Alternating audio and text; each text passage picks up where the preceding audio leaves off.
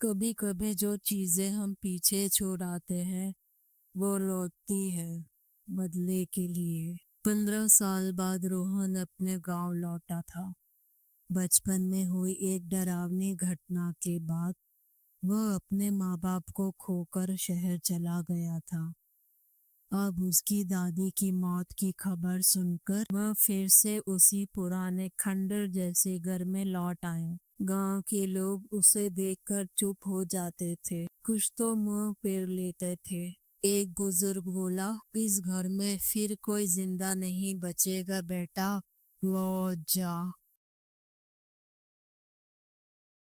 रोहन जैसे ही घर में दाखिल हुआ उसे लगा जैसे कोई उसके पीछे चल रहा हो। रात को नींद के दौरान किसी और की भी सांसें महसूस होती थी। दरवाजा बंद होते हुए भी सुबह खुला मिलता। एक रात उसने दीवार पर लिखा देखा, तू लौट आया।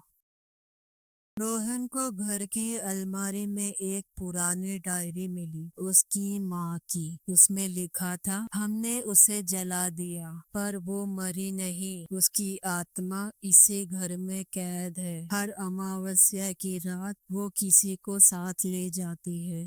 आखिरी पन्ने पर खून के धब्बे थे और लिखा था, रोहन को मत लौटने देना।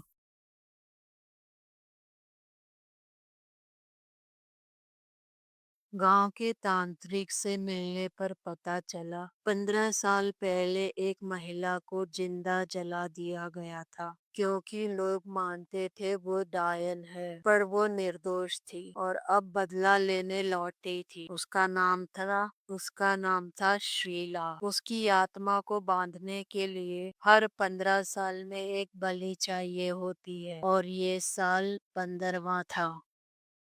अमावस्या की रात को बिजली चली गई। हर तरफ अंधेरा और सिर्फ बांसुरी की धीमी आवाज। रोहन ने खुद को अकेला पाया, लेकिन उसकी माँ की आवाज आई, बेटा भाग जा। वो दहशत में दरवाजा खोलने गया, पर बाहर खड़ी थी शीला। उसका चेहरा झुलसा हुआ था, लेकिन आंखें रोहन की माँ जैसी। शीला बोली, तेरी माँ ने मुझे जलाया था, अब तेरा नंबर है। रोहन बेहोश हो गया। सुबह गांव वाले आए तो घर में कोई नहीं था। दीवार पर लिखा था, इस बार मैंने माँ को भी ले लिया। घर की दीवारें फिर से लाल हो गई थी और बांसुरी की आवाज अब दिन में भी सुनाई देती थी।